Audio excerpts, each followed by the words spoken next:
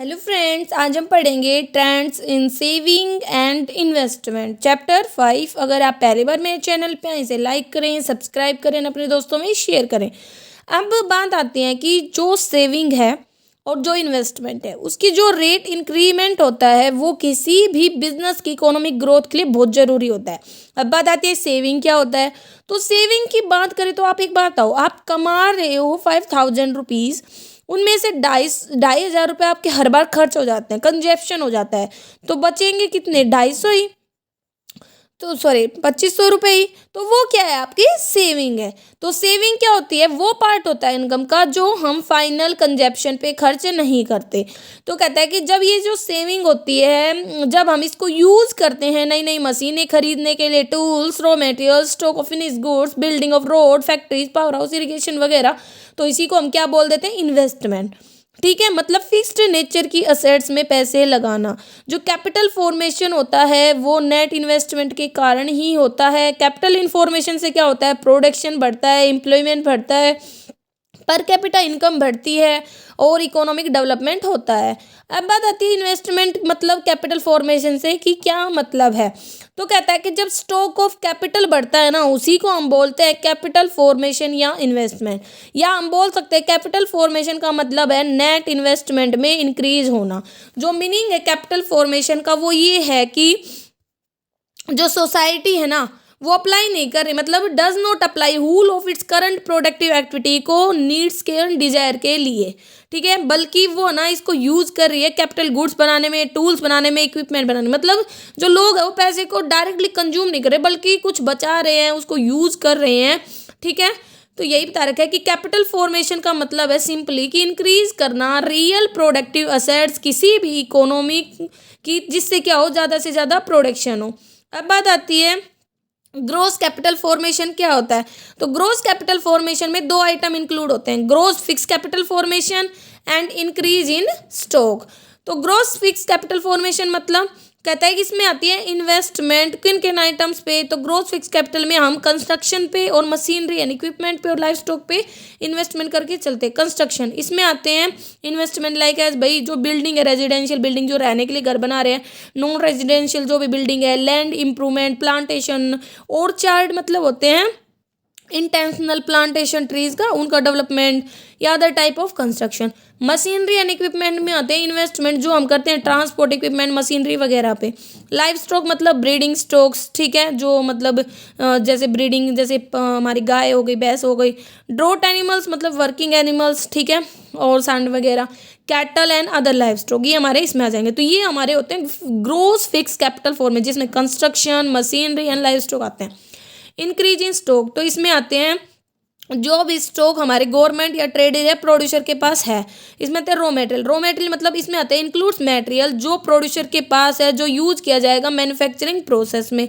Work in progress, इसमें include होता है मटेरियल जो सेमी फिनिश्ड है। वर्क इन प्रोग्रेस मतलब इस पे काम चल रहा है, वो पूरी तरह से फिनिश नहीं हुआ है, ठीक है, वो अभी अंडर डेवलपमेंट में है, ओके, उसे हम बोलेंगे वर्क इन प्रोग्रेस। अब बात आती है फिनिश गुड्स, इसमें आते हैं वो फिनिश गुड्स जो रेडी हैं सेल के लिए, ओके। अब बात आती है इसके बाद अदर स्टॉक, इसमें आते हैं स्टॉक स्ट्रेटेजिक मटेरियल की या अदर इंपॉर्टेंट कोमोडिटी मतलब कोमोडिटीज गवर्नमेंट के साथ। अब आती है नेट का, अभी तक हमने पढ़ा ग्रोस कैपिटल फॉर्मेशन, अब आता है नेट। नेट में क्या होगा, जब हम डेप्रिसिएशन को या ऑब्सोलेंस को घटा देते हैं ग्रोस कैपिटल फॉर्मेशन से, तो वो क्या बन जाता है, नेट कैपिटल फॉर्मेशन बन जाता है, ठीक है। नेट कैपिटल फॉर्मेशन में क्या होता है, ये होता है real increase in productive assets of A economy. अगर हम इंक्रीज कर देते हैं, क्योंकि ये इंक्रीज करता है, increase in gross capital formation अगर ज़्यादा है डेप्रिसिएशन और ऑब्सोलेंस से, तभी क्या बचता है हमारा नेट कैपिटल फॉर्मेशन। अब इंपॉर्टेंस क्या है भाई कैपिटल फॉर्मेशन की, तो जो इकोनॉमिक्स है वो कैपिटल फॉर्मेशन को एक इंस्ट्रूमेंटल फैक्टर मानते हैं, मतलब इंपॉर्टेंट फैक्टर मानते हैं इकोनॉमिक डेवलपमेंट के लिए।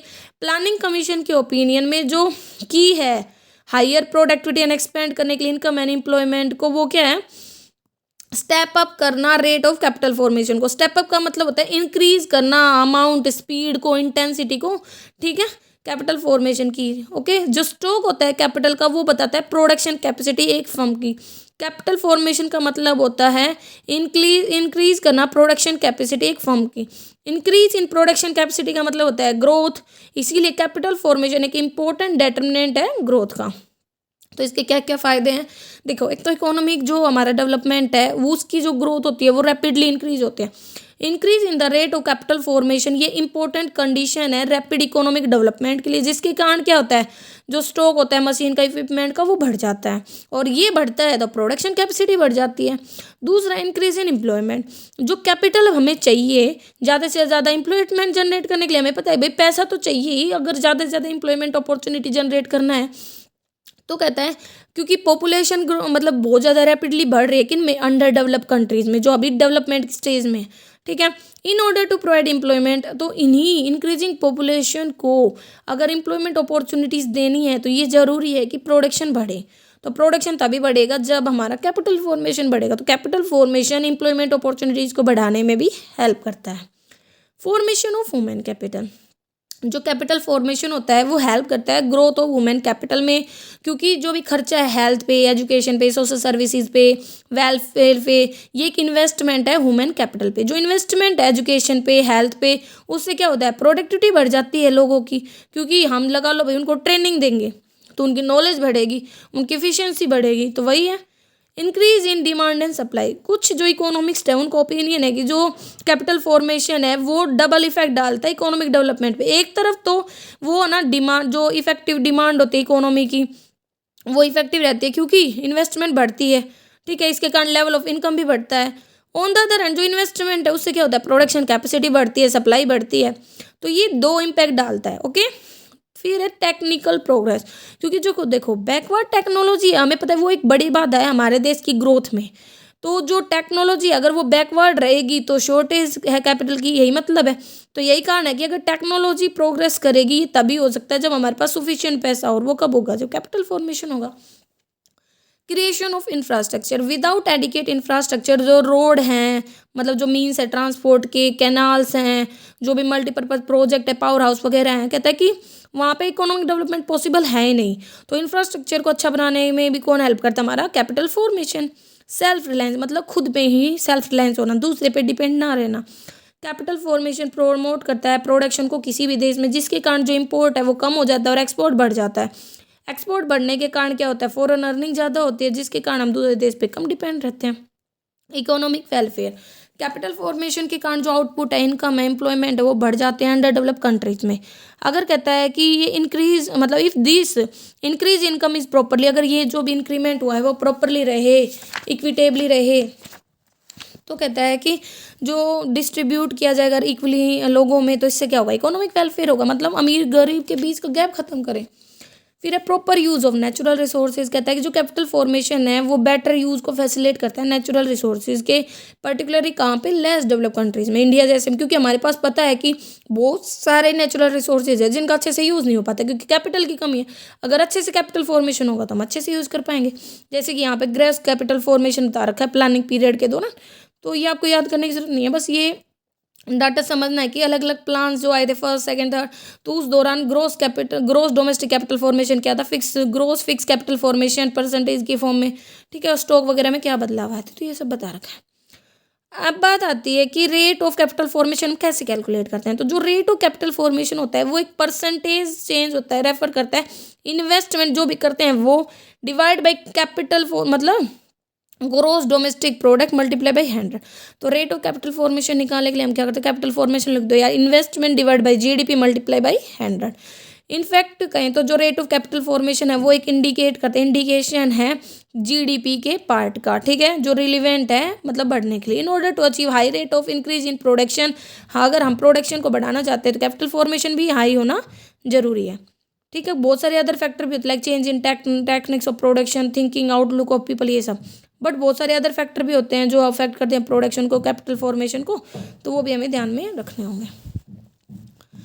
अब यहाँ पे बात है जैसे कि इसने एग्जाम्पल सा दे रखा है ग्रोस डोमेस्टिक का और रेट ऑफ कैपिटल फॉर्मेशन का, ठीक है, यहाँ पे रेट का ही दे रखा है। अब बात आती है, तो ये इतना ज़रूरी नहीं आपके लिए याद करना, बस एग्जाम्पल के लिए है। अब इंक्रीमेंटल कैपिटल आउटपुट रेशियो क्या होता है? Incremental capital output ratio refer करता है number of units of capital जो हमें चाहिए एक एक्स्ट्रा यूनिट ऑफ आउटपुट बनाने के लिए। मतलब भाई आप अगर अपना आउटपुट बढ़ाना चाहते हो तो उसके लिए जितनी भी आपको कैपिटल चाहिए, ठीक है, वो क्या कहलाता है? Incremental capital output ratio. Example के लिए अगर आप इंक्रीज करते हो आउटपुट वर्थ 1 रुपये से, तो आपको ज़रूरत है कैपिटल वर्थ 5 रुपये की, तो इंक्रीमेंटल कैपिटल क्या हो जाएगा? 5:1। जितना ज़्यादा ये रेशियो हाई होता है उतनी कैपिटल की ज़्यादा रिक्वायरमेंट हमें महसूस होती है, इसीलिए लोअर कैपिटल आउटपुट रेशियो को अच्छा माना जाता है इकोनॉमी के लिए।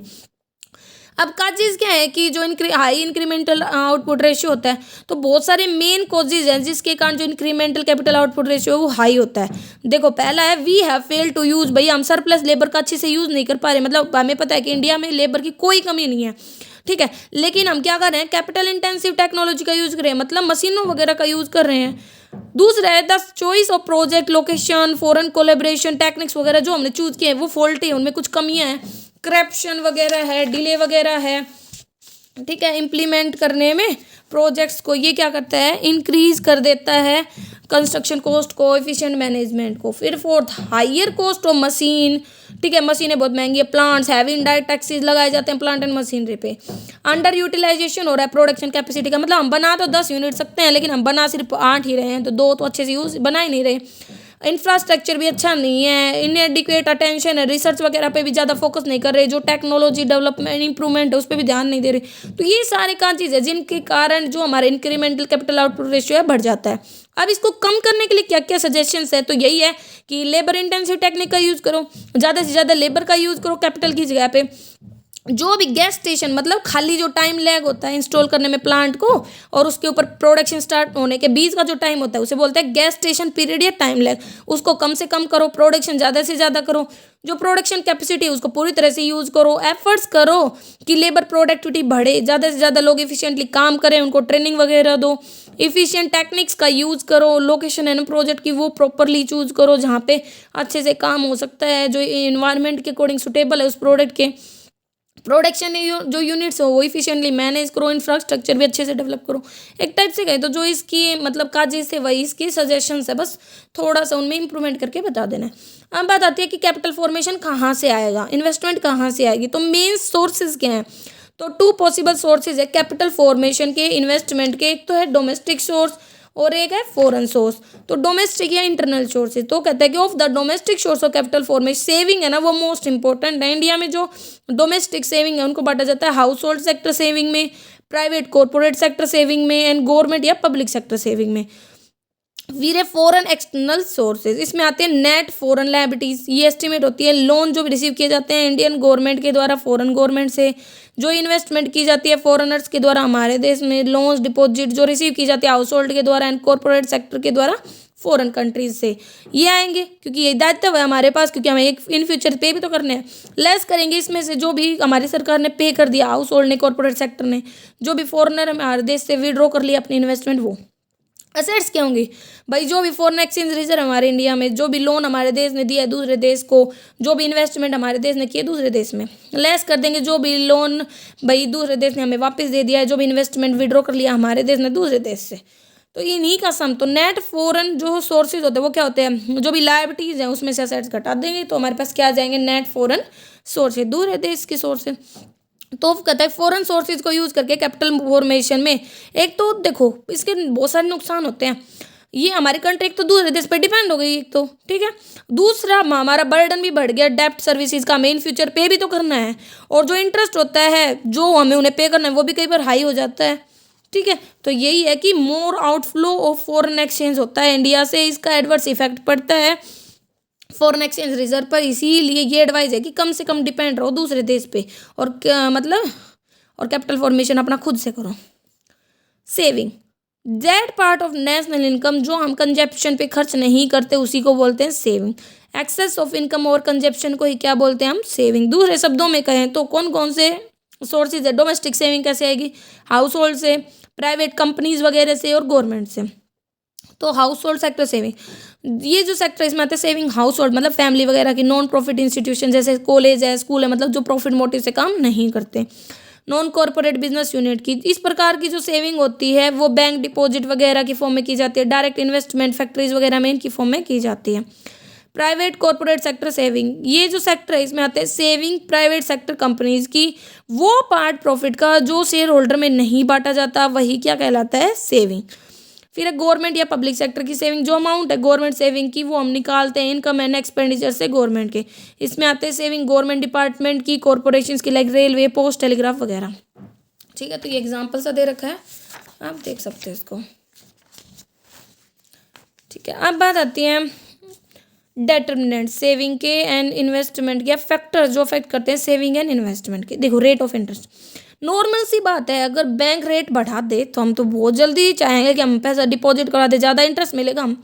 लेकिन वहीं अगर बैंक रेट बढ़ा रहे तो हम बैंक से विड्रॉ तो कम करेंगे ना, मतलब आई मीन बैंक से लोन कम लेंगे।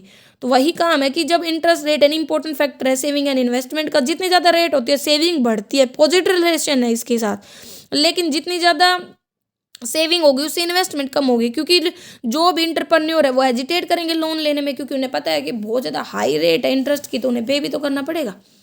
दूसरा है गवर्नमेंट पॉलिसीज, अगर जो गवर्नमेंट है वो लिबरल पॉलिसी अपनाती है, मतलब बिना किसी रिस्ट्रिक्शन से, तो कहता है कि ये प्रमोट करेगा इन्वेस्टमेंट को, क्योंकि बहुत सारे इंसेंटिव वगैरह दे रही है सरकार, कंसेशंस दे रही है, तो इससे कैपिटल फॉर्मेशन बढ़ेगा। लिबरल जैसे फिजिकल पॉलिसी देना, मॉनेटरी, इंडस्ट्रियल लाइसेंसिंग वगैरह। तीसरा है factor government spending on infrastructure, अगर कहता है कि जो गवर्नमेंट है उसकी स्पेंडिंग बढ़ जाए इंफ्रास्ट्रक्चर पे तो इसका भी पॉजिटिव इम्पैक्ट पड़ेगा। अच्छा इंफ्रास्ट्रक्चर होगा तो अच्छे चांसेस है कैपिटल फॉर्मेशन के, क्योंकि इससे क्या होता है, बेटर इन्वेस्टमेंट क्लाइमेट क्रिएट होगा, दूसरे देश के लोग भी हमारे देश में पैसा लगाएंगे। ठीक है, जिसके कारण बहुत सारे लोगों को रोजगार मिलेगा, इससे इनकम ज़्यादा होगी तो सेविंग भी बढ़ेंगे। रिसर्च एंड टेक्नोलॉजिकल एडवांसमेंट, नई इनोवेशंस एंड टेक्नोलॉजिकल एडवांसमेंट भी कैपिटल फॉर्मेशन को बढ़ाती हैं। इससे क्या होता है, जो बेनिफिट मतलब इट बेनिफिट इंटरप्रेन्योर्स को बेनिफिट करता है, इंडस्ट्रियल यूनिट्स को। इसके कारण जो टेक्नोलॉजिकल एडवांसमेंट है उसके कारण बेटर मेथड मिलते हैं हमें प्रोडक्शन के, जिसके कारण है ना जो एक प्रोडक्ट को बनाने की पर यूनिट मतलब एक प्रोडक्ट की जो कॉस्ट होती है वो कम होती है। लो कॉस्ट होगी तो प्रॉफिट ज़्यादा होगा, और प्रॉफिट ज़्यादा होगा तो इन्वेस्टमेंट ज़्यादा होगी। Banking facilities, well spread network of banking facility, rural में मतलब गांव में भी हो, शहरों में भी हो, इससे भी तो सेविंग बढ़ेगी, क्योंकि लोग भाई अच्छे बैंक मिलेंगे तो अपने इस पैसे को जमा करवाएंगे। कैपिटल मार्केट को डेवलप करता है, अगर जो कैपिटल मार्केट है एक इकोनॉमी में वो डेवलप होगा तो ये प्रोमोट करेगा इन्वेस्टमेंट को, क्योंकि अगर इफ़ देर आर फ्रीक्वेंट, लेकिन वहाँ पे अगर घोटाले होंगे ना कैपिटल मार्केट में तो इन्वेस्टर हेजिटेट करेंगे। इसलिए तो हम पढ़ते हैं ना सेबी बनाया जाता है जो पूरा कंट्रोल रखता है स्टॉक एक्सचेंज वगैरह पे। टैक्स इंसेंटिव और सेविंग, जो गवर्नमेंट होती है वो टैक्स इंसेंटिव भी देती है सेविंग पे। इससे क्या होगा, टैक्स जो पे होता है वो ज़्यादा से ज़्यादा बचाएगा ताकि टैक्स लायबिलिटी कम हो सके, और सेविंग बढ़ेगी तो वही कैपिटल फॉर्मेशन बढ़ेगा। अब बात आती है कि हमारे देश में जो कैपिटल फॉर्मेशन की रेट है वो इतनी कम क्यों है, क्या कारण है। एक तो देखो पॉवर्टी इतनी ज़्यादा है, लोग जितना कमाते हैं वो उनके खाने के लिए तो पूरा नहीं होता, तो बचाएंगे तो क्या। यही है कि अंडर डेवलप कंट्रीज़ में, इंडिया में बहुत ज़्यादा विशियस सर्कल है पॉवर्टी का, और विशियस मतलब इतना गहरा इतना खतरनाक सर्कल है पॉवर्टी का कि लो इनकम होती है। लो इनकम होती है तो लो रेट होगी सेविंग की और इन्वेस्टमेंट की। लो रेट ऑफ इन्वेस्टमेंट के कारण भी क्या होता है, लो कैपिटल फॉर्मेशन होता है। लो पर कैपिटा इनकम, डिफरेंट जो production sector like agriculture, industry, transport वगैरह ये बहुत ज़्यादा बैकवर्ड है हमारे देश में, इसीलिए जो टोटल प्रोडक्शन है और पर कैपिटा इनकम है वो भी बहुत ज़्यादा कम है। जो लार्ज पार्ट है इनकम का वो हम किस पर लगा देते हैं, कंजप्शन पे, इसीलिए जो सेविंग है और रेट ऑफ कैपिटल फॉर्मेशन है वो कम रहती है, क्योंकि लोग क्या करते हैं, कंजप्शन पे ज़्यादा फोकस करते हैं। पॉपुलेशन भी बहुत ज़्यादा बढ़ती जा रही है, इंडिया में बहुत ज़्यादा पॉपुलेशन है, और भाई ग्रोथ ऑफ पॉपुलेशन के कारण क्या हो रहा है, प्रोडक्शन में भी बढ़ोतरी हो रही है, लेकिन उस प्रोडक्शन का कंजप्शन ज़्यादा बढ़ रहा है, क्योंकि पॉपुलेशन भी बढ़ रही है तो वो कंजप्शन भी ज़्यादा जा रहा है। तो इसके कारण क्या हो रहा है, इकोनॉमिक सरप्लस है ना वो कम रहता जा रहा है, और कैपिटल फॉर्मेशन भी कम हो रहा है। इन्फ्लेशन, इन्फ्लेशन का मतलब क्या होता है, जब प्राइसेस कंटिन्यूस बढ़ते हैं किसी भी देश में, इन्फ्लेशन होता है तो इससे क्या होता है, जो भी विलिंगनेस होती है, एबिलिटी होती है सेव करने की वो खत्म ही हो जाती है, क्योंकि हमें कंज्यूम करना है तो हमें पैसे ज़्यादा खर्च करने पड़ते हैं। राइजिंग प्राइस से पीपल है ना बहुत ज़्यादा पैसा खर्च कर देते हैं अपने इनकम का, इस तरीके से उनकी कैपेसिटी है सेव करने की वो कम हो जाती है। डिमोन्स्ट्रेशन होता है दिखावा, इंडिया में जो कंजप्शन एक्सपेंडिचर है वो बहुत ज़्यादा ऊपर गया है, क्योंकि डिमोन्स्ट्रेशन के कारण भाई जो लोग होते हैं वो भाई बहुत ज़्यादा ना लेविसली मतलब खुले तौर पर लग्जरीज आइटम वगैरह पे खर्च करते हैं। कौन, जो अमीर लोग होते हैं, और गरीब लोग भी उनकी देखा देखी में बहुत ज़्यादा पैसा कंजप्शन पे खर्च कर देते हैं, इससे सेविंग कम होती है, और सेविंग कम होती है तो कैपिटल फॉर्मेशन कम होता है। ठीक है, हैवी टैक्सेशन अब टैक्स तो हमें पता है दो प्रकार का होता है, डायरेक्ट एंड इनडायरेक्ट। तो टैक्सेशन सिस्टम है कंट्री का, ये भी अफेक्ट करके चलता है कैपिटल फॉर्मेशन को। इंडिया में जो रेट है डायरेक्ट टैक्सेस की लाइक इनकम टैक्स वो बहुत ज़्यादा हाई है, और इसके कारण क्या होता है ज़्यादातर पार्ट तो टैक्स पे करने में चला जाता है, तो उसके पास बचता है कुछ नहीं सेव करने के लिए। ठीक है, इनडायरेक्ट टैक्सेस मतलब ये वो टैक्स जैसे एक्साइज ड्यूटी वगैरह जो है ना मतलब डायरेक्टली पे नहीं किए जाते। ठीक है, इन ये भी बहुत ज़्यादा है, इसके कारण भी लोग बहुत ज़्यादा पैसा खर्च करते हैं। 10 की चीज़ है उस पर टैक्स लग जाता है, वो 15 में मिलती है उन्हें, तो वही कारण है। इन्वेस्टमेंट की भी बहुत ज़्यादा कम फैसिलिटीज़ है। अंडर डेवलप कंट्रीज जैसे कि इंडिया है, जो फैसिलिटीज़ है इन्वेस्टमेंट की वो बहुत ज़्यादा कम है, लिमिटेड है। कहता है कि अनस्टेबल कैपिटल मार्केट है, अनऑर्गेनाइज्ड मनी मार्केट है, लैक है सिक्योरिटी ऑफ इन्वेस्टमेंट की, क्योंकि बहुत ज़्यादा स्कैम्स वगैरह होते हैं। इससे क्या होती है बाधा क्रिएट होती है इन्वेस्टमेंट बढ़ाने में, और वॉल्यूम ऑफ इन्वेस्टमेंट वो कम रहती है। ठीक है, लैक ऑफ फाइनेंशियल इंस्टीट्यूशंस, कहता है कि भाई फाइनेंशियल इंस्टीट्यूशंस की लैक के कारण भी, लाइक एज बैंकिंग वगैरह, क्योंकि गाँव में तो ये अवेलेबल है ही नहीं बैंक वगैरह इतने, तो सेविंग है ना वो अच्छे से यूज़ नहीं हो पाती, मतलब लोगों से पास से नहीं आ पाती, लोग घर पे रख लेते हैं पैसे को, तो वही कैपिटल फॉर्मेशन कम होता है। डिमांड की कमी, ज़्यादातर जो इंडियंस है वो बहुत गरीब हैं, वो लिमिटेड डिमांड रखते हैं गुड्स के लिए हैं, लिमिटिंग, और उससे क्या होता है उनका साइज ऑफ मार्केट भी लिमिट होता जा रहा है। इसके कारण क्या हो रहा है प्रोडक्शन कम हो रहा है, और प्रोडक्शन कम होने के कारण क्या होता है लेवल ऑफ इनकम भी कम है, आउटपुट भी कम है, एम्प्लॉयमेंट भी कम है। इसके कारण क्या होता है सेविंग कम है, इन्वेस्टमेंट कम है, और उससे डिफिशियंसी और डिमांड के कारण वही बात है, फिर से लोग कम कैपिटल फॉर्मेशन भी कम है। Lack of able entrepreneur, India suffer कर रहा है, इंटरप्रन्योर होते हैं जो लोग बिजनेस करते हैं अपने स्किल्स का यूज़ करते हैं, वो भी कम है। ज़्यादातर जो लोग हैं वो ट्रेड में लगे हुए हैं, सब्सिस्टेंस फार्मिंग में, कॉटेज इंडस्ट्री में, सर्विसेज वगैरह में। लार्ज इंडस्ट्री, क्योंकि हमें पता है बहुत ज़्यादा रिस्क होता है और कैपिटल भी बहुत ज़्यादा लगती है, तो लोग है ना हेजिटेट करते हैं अंडर डेवलप कंट्रीज़ में और रिस्क लेने से, तो यही कारण है कि कैपिटल फॉर्मेशन और ज़्यादा नहीं हो पाता। इंफ्रास्ट्रक्चर की भी कमी है, कहता है कि शॉर्टेज है इंफ्रास्ट्रक्चर की, like transport, electricity, banking, social service वगैरह, और ये जो शॉर्टेज है ये बाधा है एक टाइप से डेवलपमेंट ऑफ इंडस्ट्री में, एग्रीकल्चर में। ठीक है, less saving in private corporate sector, in some private sector corporate unit, जो प्रोमोटर है डायरेक्टर वो मिस यूज़ करते हैं फंड्स का कंपनी के, क्या ज़्यादा ज़्यादा रिम्यूनरेशन लेके, और जो भी एक्चुअल एक्सपेंसेज है उनको बढ़ा के दिखा करके। तो कहता है further high rate of dividend है ना वो बहुत ज़्यादा डिक्लेयर कर दिया जाता है प्राइवेट सेक्टर यूनिट्स में, जिससे क्या होता है कम सेविंग हो पाती है। Low profitability in public sector unit, कहते हैं जो पब्लिक सेक्टर यूनिट है वो लो प्रॉफिटेबिलिटी दिखाती है मैनेजरल इनएफिशिएंसी के कारण, क्योंकि और बहुत ज़्यादा मतलब रिक्वायरमेंट से ज़्यादा लोग हैं, पॉलिटिकल इंटरफेरेंस ज़्यादा है, अनप्रोडक्टिव एक्सपेंसेस है, मतलब बिना काम के एक्सपेंसेस हो रहे हैं, तो इससे क्या हो रहा है प्रॉफिटेबिलिटी कम होगी तो सेविंग कम होगी। अब क्या क्या सजेशन है इंक्रीज करने के लिए सेविंग की रेट को एंड इन्वेस्टमेंट को। पहला तो है अभी जितने भी हमने कोर्सेज पढ़े उन्हीं को उल्टा कर सकते हो भाई, बैंकिंग इंस्टीट्यूशंस को बढ़ाओ। जिन इन सम स्टेट बैंकिंग फैसिलिटी बहुत कम है, यहाँ अवेलेबल ही नहीं है, बहुत दूर है या तो सेविंग को बढ़ाने के लिए बैंकिंग फैसिलिटी तो बढ़ानी ही पड़ेगी, तो कॉमर्शियल बैंक ओपन करो, बहुत ज़्यादा ब्रांचेज खोलो अलग अलग पार्ट्स में। ठीक है, ताकि लोग बढ़ाएं मतलब सेविंग को, उन्हें अट्रैक्टिव स्कीम्स दो। ठीक है, तो यही है। Special drives to promote rural saving, ज़्यादातर जो लोग हैं ना गांव में तो वो सेव ही नहीं करते, जो एक रिच सेविंग पोटेंशियल एग्जिस्ट करता है वो कहाँ पे गांव में ही है। जो रूरल सेविंग है वो मोबिलाइज हो सकती है अलग अलग मेजर से, देखो ज़्यादा ज़्यादा ब्रांचेज खोलो गाँव में। ठीक है, जो अलग अलग टाइप के इंश्योरेंस स्कीम वगैरह दो उन्हें, डेवलपमेंट ऑफ कोऑपरेटिव बैंक का डेवलपमेंट करो, more taxes on luxuries, more taxes लगाने चाहिए लग्जरीज पे, ताकि है ना इसके कारण सच अदर गुड्स है ना उनको कंज्यूम किया जाएगा रिच पीपल के बाद। बट देखो लोग रिच पीपल बहुत ज़्यादा पैसा खर्च कर देते, सेविंग कम करते हैं किनके लग्जरीज आइटम पे, तो टैक्सेस लगा दो ना लग्जरीज आइटम पे, तो इससे क्या होगा उनकी स्पेंडिंग कम होगी और सेविंग ज़्यादा होगी। Efficient management of public enterprise, government है ना वो सेटअप करती है large number of enterprise public sector में, तो एफर्ट्स किए जाने चाहिए उनकी इफिशिएंसी को बढ़ाने के लिए, और ना अनप्रोडक्टिव एक्सपेंसेस पे भी फोकस रखना चाहिए, और स्टाफिंग को रोकना चाहिए। पॉपुलेशन को कंट्रोल करना, पीपल को एजुकेट करो कि छोटी फैमिली रखे। ठीक है, ताकि ना प्रोडक्ट मतलब पॉपुलेशन कम हो, प्रोडक्शन बचे और सेविंग बचे। Technical and professional education, technical and professional education को प्रमोट करके इंटरप्रेन्योर स्किल को भी डेवलप किया जा सकता है। इससे क्या होंगे लोग है ना कन्वर्ट करेंगे सेविंग को रियल इन्वेस्टमेंट में। ठीक है, कंसेशनल लोन दो कंस्ट्रक्शन वर्क के लिए, परचेज करने के लिए कैपिटल गुड्स को, जो बैंक और फाइनेंशियल इंस्टीट्यूशन है उनको डायरेक्ट करना चाहिए कि उन्हें कंसेशनल लोन मिले।